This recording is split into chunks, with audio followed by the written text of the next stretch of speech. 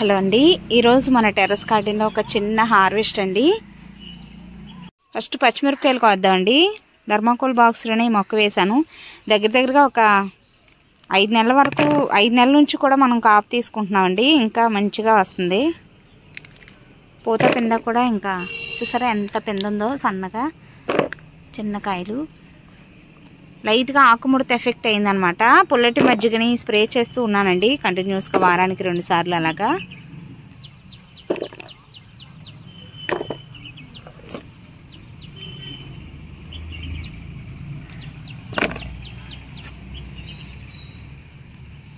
పచ్చిమిర్చికి ఎక్కువగా పెస్ట్లు వస్తూ ఉంటాయండి. ఆర్గానిక్గా పచ్చిమిర్చిని గ్రో చేయడం కొంచెం కష్టమే, కానీ మనం కంటిన్యూస్గా ఏదో ఒకటి ఆర్గానిక్గా పెస్టిసైడ్ని స్ప్రేగా చేసుకుని పుల్లటి మజ్జిగ, వేప నూనె, కట్టెలపై నుంచి వచ్చిన బూడిద ఇలాంటి వాటిని మనం స్ప్రేలుగా చేస్తూ ఉంటే చాలా వరకు మనం ఆకుముడతని కంట్రోల్ చేయొచ్చు అన్నమాట.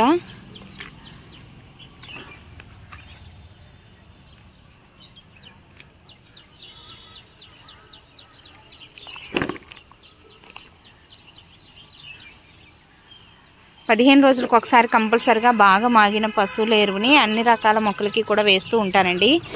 ఏమేమి ఎరువులు వేస్తున్నారు అని చెప్పి కామెంట్స్లో అడుగుతున్నారు. అలాగే ఎన్ని రోజులకి వేస్తారని కూడా అడుగుతున్నారు అనమాట. 15 రోజులకు ఒకసారి ఎరువుని వేయడంతో పాటుగా మధ్యలో లిక్విడ్ ఫర్టిలైజర్స్ని కూడా ఇస్తూ ఉంటానన్నమాట. ఇది ఇంకో మొక్క అండి. లిక్విడ్ ఫర్టిలైజర్స్ అంటే బియ్యం కడిగిన నీళ్ళు, మినపప్పు కడిగినప్పుడు వచ్చిన వాటరు, వీటిని అనమాట నార్మల్ వాటర్లో డైల్యూట్ చేసి మొక్క మొదలను పోయటం వల్ల మట్టి సారవంతంగా మారుతుంది. అలాగే మొక్కకు కావలసిన పోషకాలు కూడా అందుతాయండి. మనం జాగ్రత్తగా చక్కగా వాటికి మంచిగా పోషకాలు ఇస్తూ చిన్న టిప్స్ పాటిస్తూ వారానికి ఒకసారి మట్టిని గుల్ల చేసుకోవటం, అలాగే చక్కగా ఎండాకులు, పండాకులు ఇలాంటి వాటిని తీసేయటం, వీటి వల్లే మనకి మంచి రిజల్ట్ అనేది ఉంటుందన్నమాట. బాగానే వచ్చాయండి రోజు పచ్చిమిరపకాయలు. నేతి బీరకాయలండి. ఒక్క పాదే అనమాట, ఒక విత్తనమే బాగా కాస్తుంది చాలా రోజుల నుంచి అండి కాపు. ఈ నల్లకాయలు పచ్చడి చేసుకుంటే టేస్ట్ చాలా బాగుంటుందండి, రుచిగా ఉంటుంది వీటితో చేసిన పచ్చడి.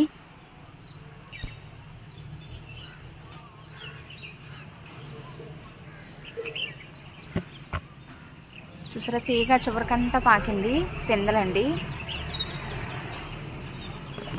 మొత్తం 3 కాయలు. ఇదే అండి పాదు.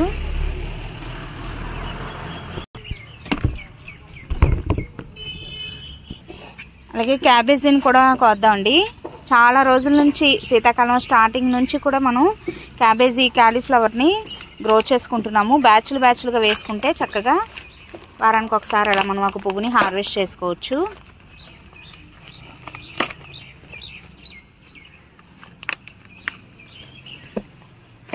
చాలా చిన్న సైజు గ్రో బ్యాగ్లో వేసానండి. ఇంత మంచిగా వచ్చిందో క్యాబేజీ.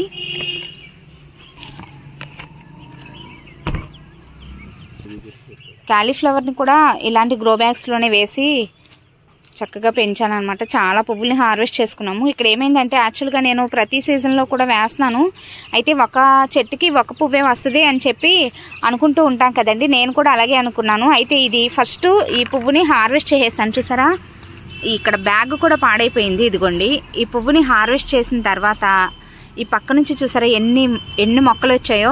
ఈ మొక్కలు వచ్చినా నేను బ్రతకవేమో అనుకున్నాను, కానీ ఇటు పక్క నుంచి ఈ పువ్వు హార్వెస్ట్ చేయగానే ఇటు పక్క నుంచి మళ్ళీ ఇంకొక మొక్క హెల్తీగా పెరిగి చూసారా పువ్వు కూడా స్టార్ట్ అయిపోయింది. నాకు చాలా ఆశ్చర్యంగా అనిపించిందండి. తెలియదు నాకు ఎంతవరకు, ఒక మొక్కకి ఒక పువ్వే అనుకున్నాను. బట్ కట్ చేసిన తర్వాత ఇలా పక్క నుంచి వచ్చిన కొమ్మలకి నేను ఇంకా ఎందుకులే సరే మొక్క వచ్చింది ఏదో ఒకటి అవుద్ది చూద్దాం అసలు అని వాటర్ పోస్తూ ఉన్నాను అనమాట. ఈ మొక్క పెరిగి పువ్వు వచ్చింది. మళ్ళీ ఇటు నుంచి చూడండి ఈ అయిపోయిన పువ్వు కాండానికి ఎన్ని మొక్కలు వచ్చినాయో. వీటిని మనం తీసి ఇండివిజువల్గా వేస్తే మళ్ళీ కొత్త మొక్కలు వస్తాయి. వంకాయలండి. వంగ మొక్కలు పూత స్టార్ట్ అయిన తర్వాత సడన్గా మొక్క వాలిపోయి చనిపోతుందండి. వేరు కుళ్ళు ప్రాబ్లము. మరి సరే అని చెప్పి నేను నా పుల్లటి మజ్జిగలో కొద్దిగా ఇంగువ ద్రావణం అది వేసి మొక్కలన్నింటికి స్ప్రేగా చేశాను. తెలిసిన వాళ్ళు చెప్పారండి ఇంగువ ద్రావణం ఇవ్వటం వల్ల చాలా వరకు పెస్ట్లు మనకి కంట్రోల్ అవుతాయి. అలా సడన్గా కాండం తొలుచు పురుగు ఏదో దాని ప్రాబ్లం వల్ల అలా చనిపోతాయంట మొక్కలు.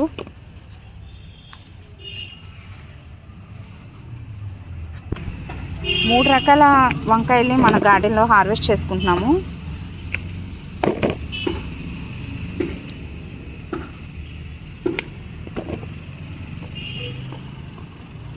ఇవన్నీ ఈ సీజన్లో వేసిన మొక్కలేనండి, కొత్త మొక్కలే. మనం విత్తనాలు నారు వేసుకున్న తర్వాత 2 నెలల లోపు కాపు స్టార్ట్ అవుతుంది అనమాట వంగ మొక్కలకి. సో ఇక్కడ నుంచి మనం ఎక్కువగా వీటికి ఫీడ్ చేస్తూ ఉంటే మంచిగా పూత పింద వచ్చి కాయలు మంచి సైజులో వస్తాయి అన్నమాట. మొక్క మొదలన మట్టిని గుల్ల చేయటం కూడా చాలా ఇంపార్టెంట్ అండి.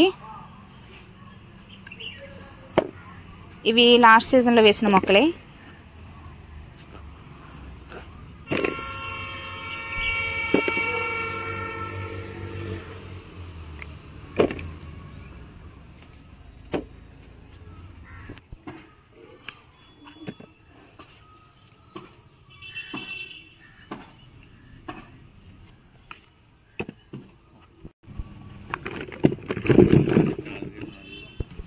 టొమాటోలు కోద్దాం. ప్రతి హార్వెస్ట్లో కూడా టొమాటోలు యాడ్ అవుతున్నాయండి. ఇంకా బాగా కొంచెం దోరగా వచ్చిన కాయలన్నీ కోసేసుకుంటే నిదానంగా పండుతాయి అన్నమాట.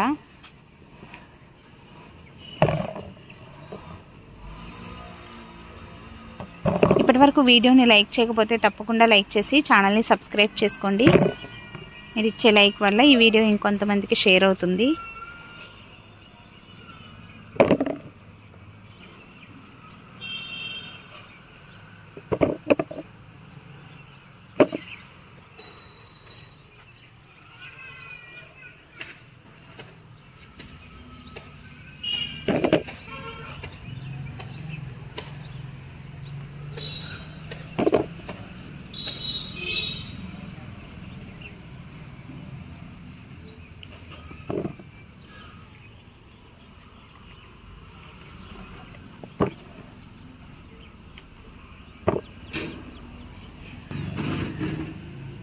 లోన దోసేసి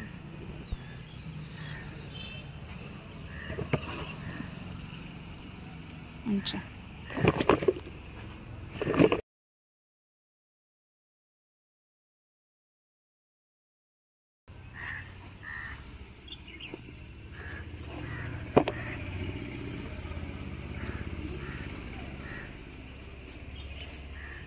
శీతాకాలం టొమాటోలు బాగా కాస్తాయండి.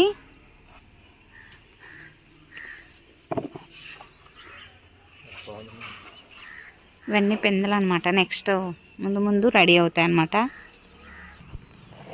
వేరే సీజన్స్తో పోలిస్తే ఈ శీతాకాలం అసలు ఇలా వేస్తే అలా కాసేస్తాయండి టొమాటోలు. చూసారా ఎంత గుత్తులుగా అసలు దగ్గరగా గ్యాప్ లేకుండా వచ్చింది.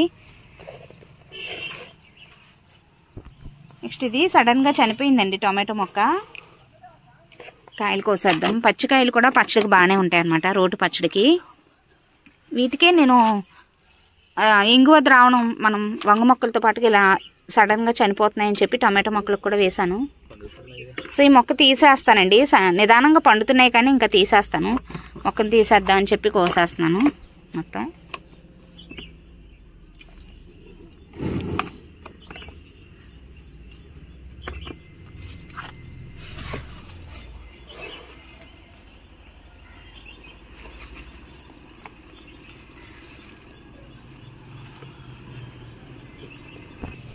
బాగా వచ్చాయండి రోస్ట్ టమాటోలు.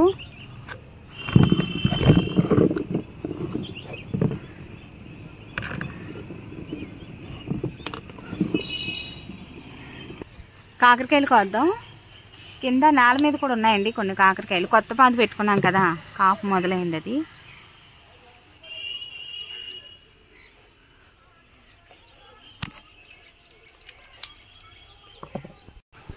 బీరకాయ కూడా కోసేద్దామండి, చిలకలు తినేసినాయి.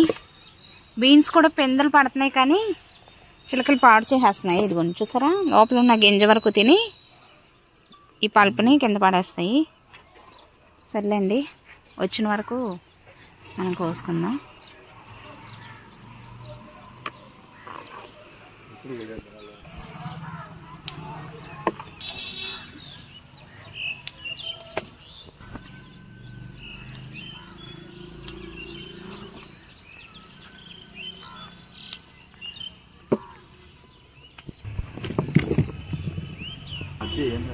బెండకాయలు కోద్దాం. కొత్తగా బెండ విత్తనాలు కొత్తగా పెట్టుకున్నాం కదా, మొలకలు వచ్చేయండి.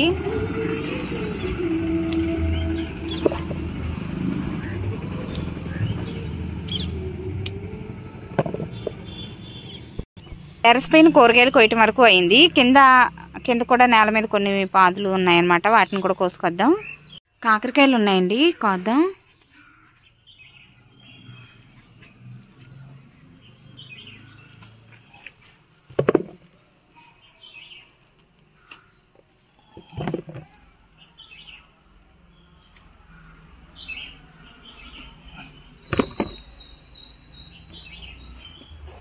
బాగా పాగుతుంది, పూత కింద కూడా బాగా వస్తుంది అనమాట. ముందు హార్వెస్ట్లో కాకరకాయలు ఇక వస్తాయండి మనకి. కొత్తగా పెట్టుకున్న పాదే కాబట్టి చాలా రోజుల పాటు మనం హార్వెస్ట్లు తీసుకోవచ్చు. పిందరన్నీ కూడా నెక్స్ట్ హార్వెస్ట్కి రెడీ అవుతాయి.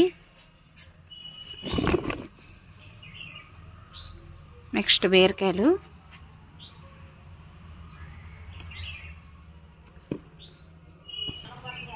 ఇక్కడ సొరకాయ ఉందండి. బాగా పెద్ద సైజు అవుతుంది కానీ అలా ఉంచకుండా లేతగా ఉన్నప్పుడే కోసేస్తున్నాను.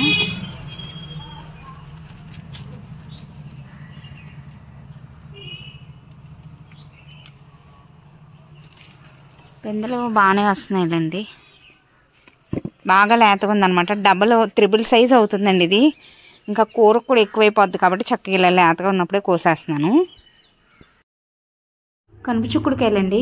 లాస్ట్ ఇయర్తో పోలిస్తే ఈ ఇయర్లో కొంచెం కాపు తక్కువే అని చెప్పొచ్చు అనమాట. కొద్దిగా పెస్ట్ అటాక్ అయింది. అయితే పైకంతా కూడా బాగా పాకిందండి. నేను టెర్రస్ పైకి వెళ్ళిన తర్వాత మళ్ళీ మీకు చూపిస్తాను. కనుపుకి కూడా చక్కగా కాయలనే ఉంటాయన్నమాట. అంటే కనపడవు అనమాట. కోసే కొద్దీ కూడా తరగకుండా కాపు అనేది ఉంటుంది. ఇది ఆకుల్లో ఉంటాయన్నమాట కాయలు. వీటితో పచ్చడి చేసుకుంటే టేస్ట్ చాలా బాగుంటుందండి. పైకెక్కి కోసుకొచ్చారు, కవర్ పట్టుకెళ్ళి కోసుకొచ్చారండి. బాగానే వచ్చాయి. కేజీ పైనే ఉంటాయన్నమాట కాయలు. 1.5 కేజీ వరకు ఉంటాయి అనుకుంటున్నాను. ఇవ్వండి.